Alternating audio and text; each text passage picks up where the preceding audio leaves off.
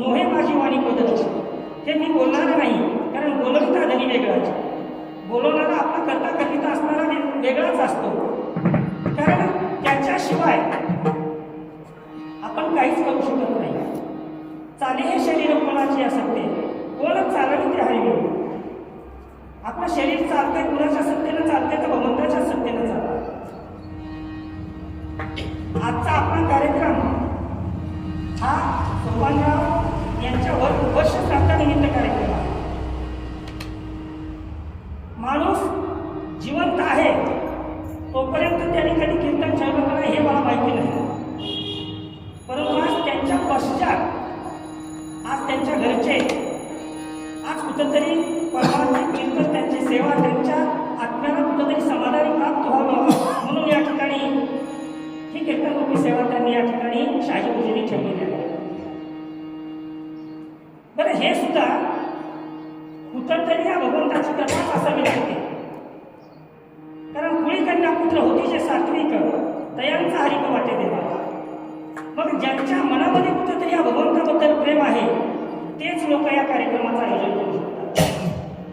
आणि अशा पद्धतीनं या ठिकाणी आजच्या या सेवेला आपण सुरुवात केलेली आहे.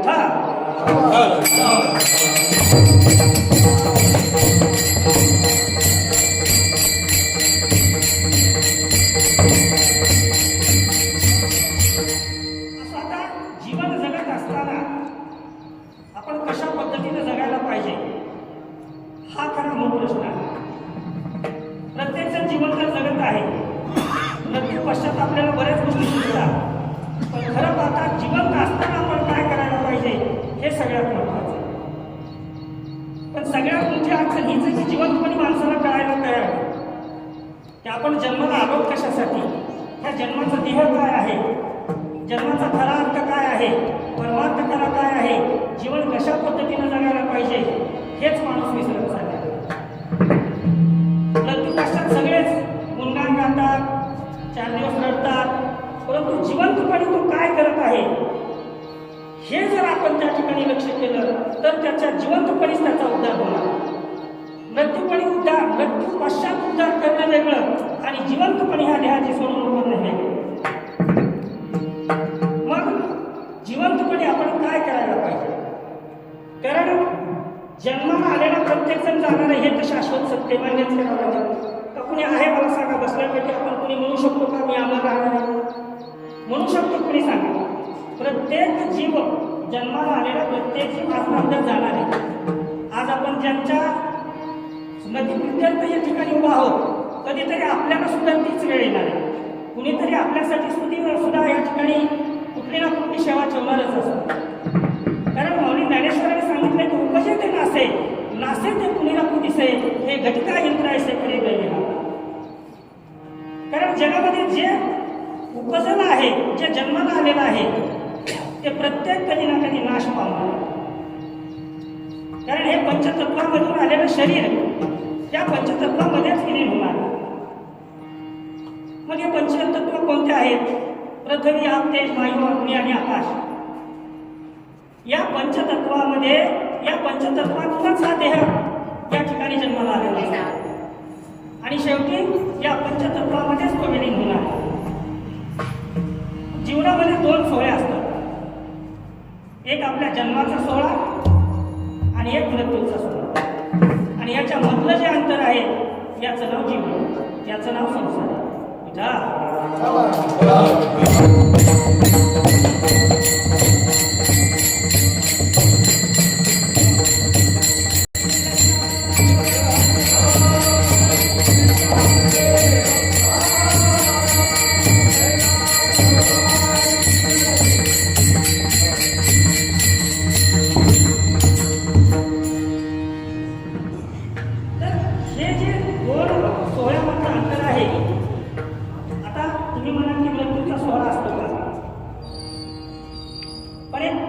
शांत डोक्याने विचार करा.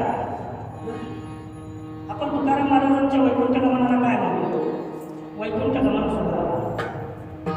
माऊली ज्ञानेश्वरांच्या समाधी संजीवनाला काय म्हणतो? तो समाधी संजीवन सोहळा. जे साधू संत आहेत यांच्या मृत्यूचे सुद्धा सोहळे आजही आपण करतो.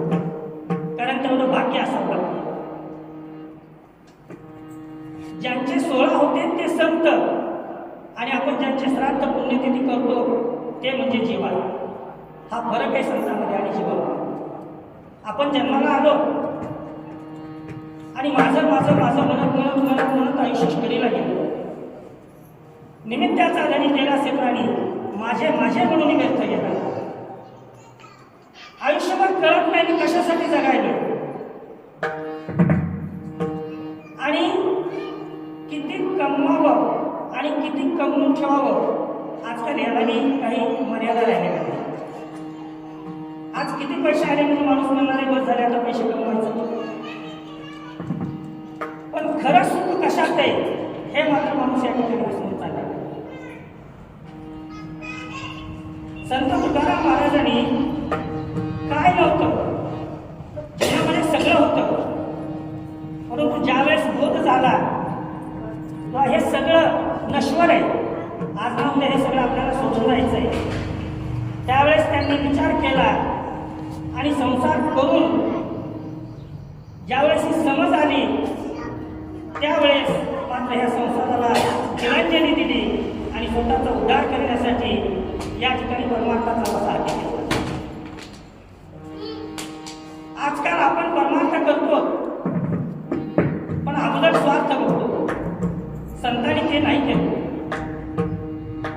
तुकाराम महाराजांनी जे काही आपल्याजवळ सामग्री होती ते सगळे वाटून टाकली. कारण जोपर्यंत मोह आहे, माया आहे, तोपर्यंत आपण खऱ्या अर्थानं परमार्थाला लागतो. आणि अशा पद्धतीनं तुकाराम महाराजांनी जे काही जवळ होतं ते सगळं वाटून टाकलं आणि निवांतपणे असणारा हे तन मन धन या भगवंताची देण आहे असं समजून या ठिकाणी सेवेला भगवंताच्या नामस्मरणाला सुरुवात केली. कारण कलियुगामध्ये उद्धार कशाने तर फक्त नामस्मरणाने. कलियुगी उद्धार नामसंकीर्तने. मग या ठिकाणी आपल्याला खरं तर खूप सोपं करून ठेवलेलं आहे, आयतं ताट वाढून ठेवलेलं आहे. साधू संतांनी आपल्याला सगळं काही मांडून ठेवलेलं आहे, फक्त ते आपल्याला स्वीकारायचं आणि आपण ते स्वीकारत नाही हेच आपलं दुर्दैव. मार्ग दावणी गेले आणि दयानिधी संत तेनेच मार्गे चालू जाता न खडे गुंता कोठे काय.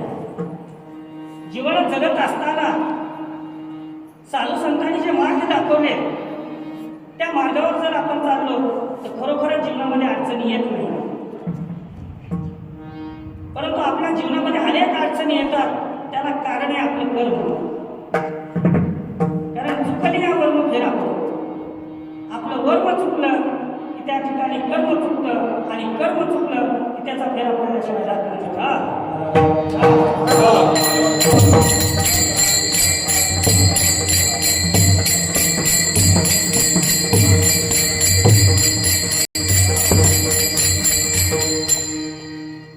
जीवनभर आपण कर्म तर करतच आहोत.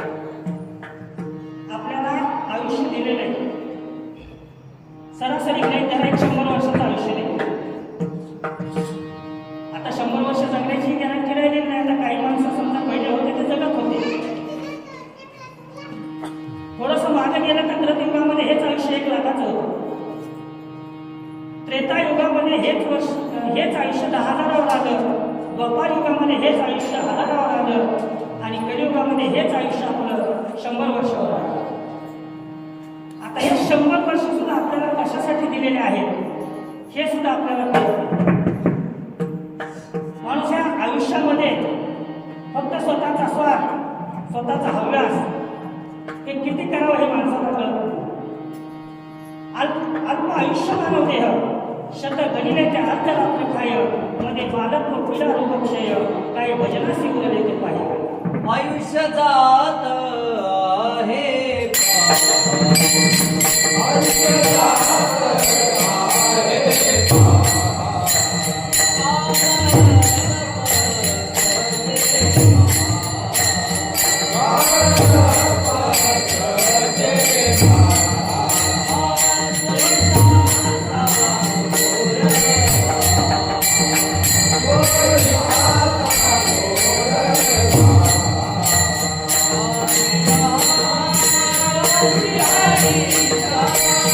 Radhe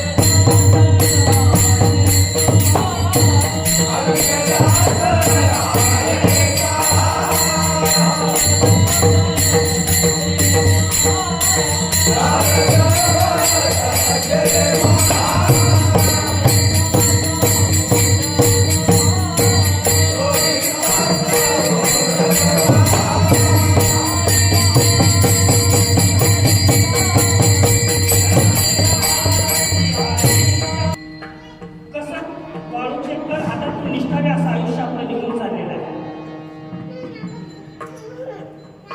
आणि आयुष्य एक दिवसानं आपलं कमी होत चाललेलं आहे, परंतु माणसाला हे लक्षात येत नाही. कारण माणूस स्वतःचा स्वभाव बदलायला तयार नाही, माणूस स्वतःचा स्वार्थ सोडायला तयार नाही. पिढ्याची संपत्ती जरी आपल्याकडे आली तरी माणसाचा हव्यास हा संपलेला नाही. पण खरा धन कशात आहे हेच माणसाला या ठिकाणी समजायला तयार आहे.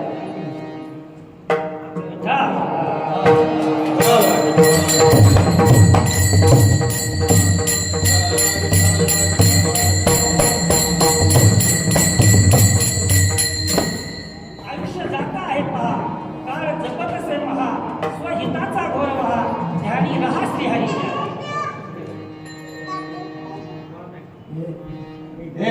पलीकडे मध्ये काय बसत असतात.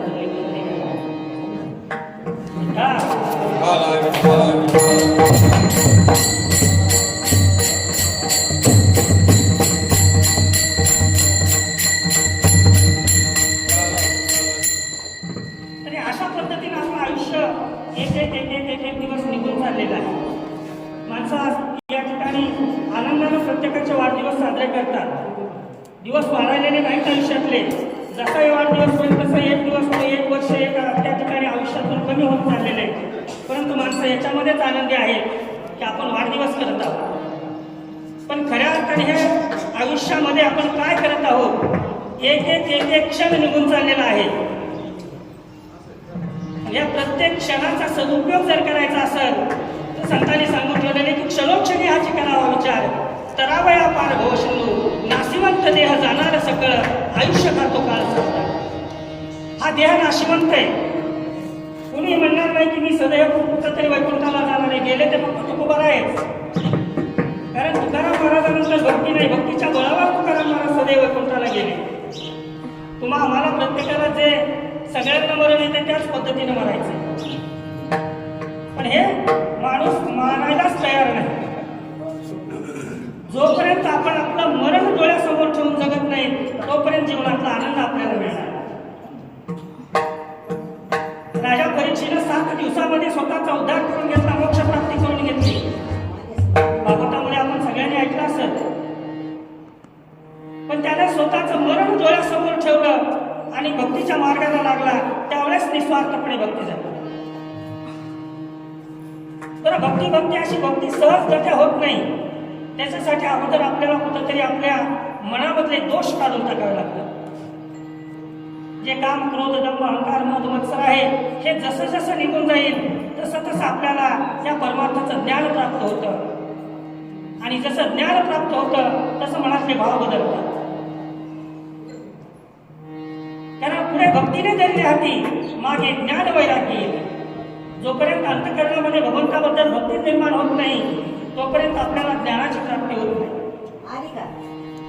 आपल्याला खरी आवड कशाची याचा विचार करा. खरी आवड भक्तीची का संसाराची?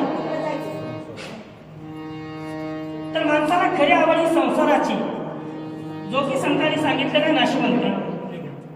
आता नाशिवंत म्हणून करायचं नाही का? संसार तर प्रत्येकाला करायचा आहे. कारण संसार केल्याशिवाय गत्यंतर नाही. ग्रस्ताश्रम स्वीकारला म्हणजे संसार करणंच आहे. नाहीतर मग ग्रस्ताश्रमामध्ये यायचं नाही. जीवनामध्ये 4 आश्रम आहेत. बाल आश्रम आहे, ग्रस्ताश्रम आहे, वानप्रस्थ आश्रम आहे आणि संन्यासाश्रम आहे. बालपणी असणारे विद्यार्थी दशेमध्ये आपण ज्ञानार्जन करतो. ग्रस्ताश्रमामध्ये ग्रस्ती जीवन जगायचंय. हळूहळू त्याच्यानंतर वानप्रस्थ आश्रम आहे आणि शेवटी संन्यासाश्रम आहे. परंतु माणूस आयुष्यातून निघून जातो पण या ग्रस्त आश्रमाच्या बाहेर पडत नाही.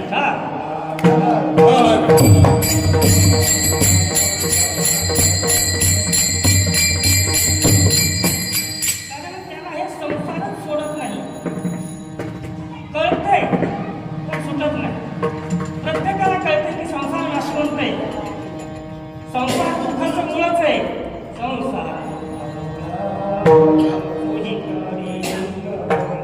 संसारी सांगून ठेवलेले. संसार कसा आहे? संसार दुःख मुळच वहीकडे इंगळ, विश्रांती नाही कोठे, रात्र दिवस तळमळ. दिवस रात्र माणसाची तळमळ चालू आहे. कशासाठी? फक्त या संसारासाठी, कमवण्यासाठी. बरं, कमवायचं कशासाठी हेच माणसाला आजकाल कळायला लागलं. महाराज सांगत असतात एक उदाहरण किंवा समजा लेखाचं तर सोडून द्या, नाताच्या आयुष्यासहित कमवून ठेवलेले. नाताची बिल्डिंग बांधणं चालू आहे आणि 80 वर्षाचे आजोबा काठी घेऊन तिथं जातात, पाय लटलट करायलेले, आणि तिथं जाऊन त्या मिस्त्रीला सांगतात की पाया नीट भर. स्वतःचे पाया लटलट करायला तरी नातवाच्या बिल्डिंगचा पाया पक्का कर, ही माणसाची आजची प्रवृत्ती झाली आहे. पण खरोखरच मला सांगा काय करणार आहे? कारण ह्या नाशवंत आयुष्यातून आपण काहीच घेऊन जाणार नाही. कारण कबीराने सुद्धा सांगून ठेवलेले, धन हे काळाचे, देह हे काळाचे, धन कुबेराचे, तेथे मनुष्याचे काय आहे. शेवटी ही मातीची काय मातीलाच जाणार आहे. पण हे माणसाला आज रोजी समजत नाही.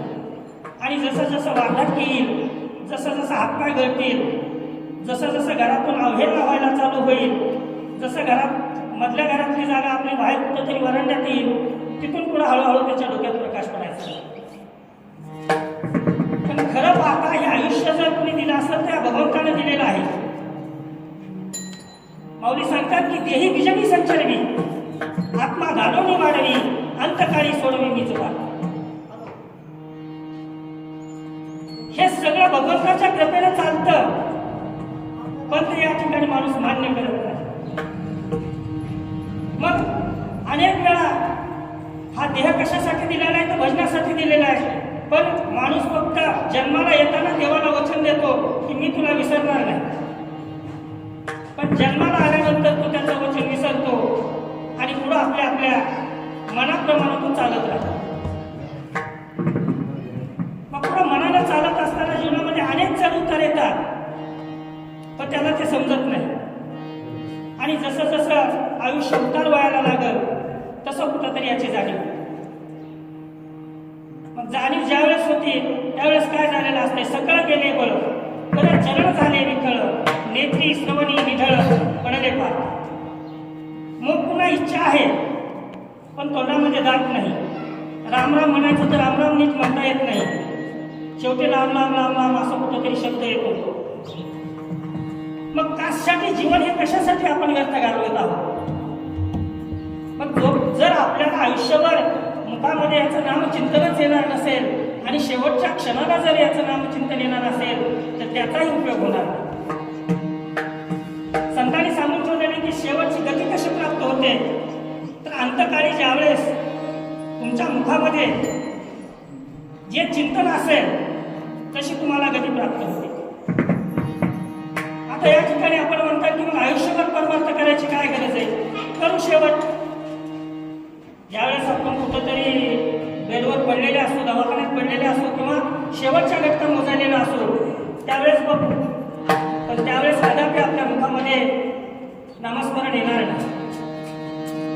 एखाद्या विद्यार्थ्यानं वर्षभर अभ्यासच नाही केला आणि परीक्षेला गेला तर त्याच्या परीक्षेमध्ये त्याला काय येणार आहे? त्याच्यासाठी वर्षभर अभ्यास करावा लागेल.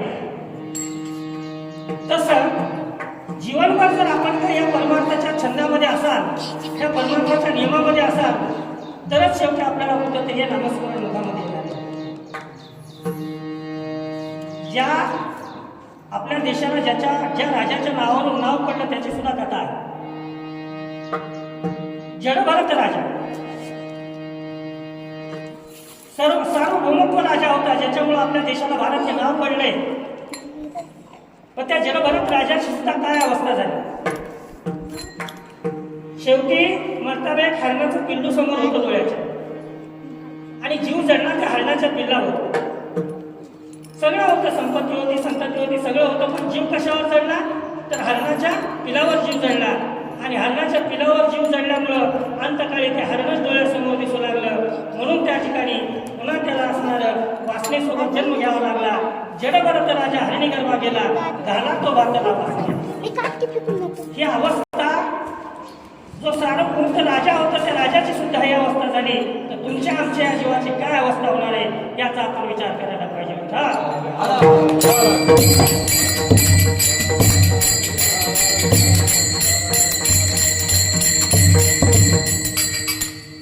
हे सगळं कळतं बरं का आपण अनेक वर्ष झालं परमार्थ करतो अनेक वर्ष झालं कीर्तन ऐकतो प्रवचन ऐकतो कथा ऐकतो फक्त कानानं ऐकतो मनानं ऐकायची कुणाचीही तयारी नाही आणि तसं आचरण करण्याची कुणाचीही तयारी नाही मानसिकता आणि म्हणून आपली असणारी ही अधोगती चालणार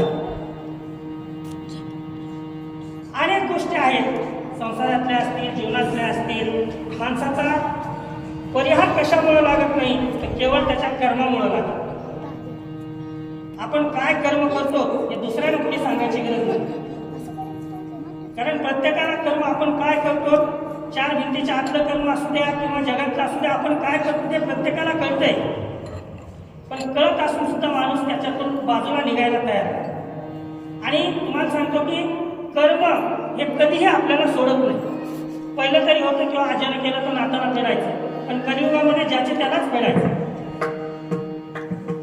कारण कर्म हे देवालाच नाही तर देवाच्या बापाला सुद्धा चुकलेलं नाही राजा दशरथाचं उदाहरण आपल्याला माहित आहे अनावधानानं श्रावण बाळाचा वध झाला जाणून बुजून सुद्धा केला नव्हता अनावधानानं त्या ठिकाणी श्रावण बाळाचा वध झाला श्रावण बाळाच्या आईवडिलांनी त्या ठिकाणी त्याला मरताना शाप दिला की जसं आम्ही कुठल्या योगामध्ये या ठिकाणी आमचा प्राण सोडत आहोत राजा तुला सुद्धा हीच अवस्था प्राप्त मग केले कर्म झाले तेच फळ आले उपजले मेले ऐसे केले मग कितीही जण असू द्या कित्येक जन्माला यायले करायले पण कर्म कधी त्या ठिकाणी सुटत नाही रामाच्या जन्माची सुद्धा अनेक कारण आहेत ज्याच्यामध्ये अनेक रामाचे सुद्धा पहिले कर्म आहेत आता आज आपल्याला तो विषय नाही कारण अगोदरच आपल्याला 10 ते 12चा वेळ घेतला कीर्तनच आपलं 11:30 पावणे 12ला चालू झालेले आणि ठीक आहे जे आहेत ते आनंदाने आपण एक तासाभराची सेवा करू त्याच्यामुळे जास्त वेळ पण घेणार नाही सांगण्याचा उद्देश आहे की आपण जे कर्म जीवनामध्ये करत आहोत त्या कर्माला खरोखरच एक अनन्य साधारण म्हणतात मग कुणी असू द्या शेतकरी असेल सर्व्हिसवाला असेल गृहिणी असेल कुणी राजकारणी असेल कुणी असू द्या प्रत्येकाचं कर्मच त्याच्यासोबत येणार आपल्याला माहिती आहे आपण मगाशीच मी सांगितलं की उपजे ते नासे नासे ते पुनरपी दिसे हे घटिका यंत्र ऐसे परिभ्रमेगा कारण अनेक जन्मातून हा नरदेह प्राप्त झाले बहुता जन्मांती जन्मला सेनरा देव तो सोयरा करी आता कारण 84 लक्ष योनी फिरून हा जन्म आपल्याला प्राप्त झालेला बरं त्या प्रत्येक योनीमध्ये एक योनी कोटी कोटी फेरा तेव्हा लागे वारा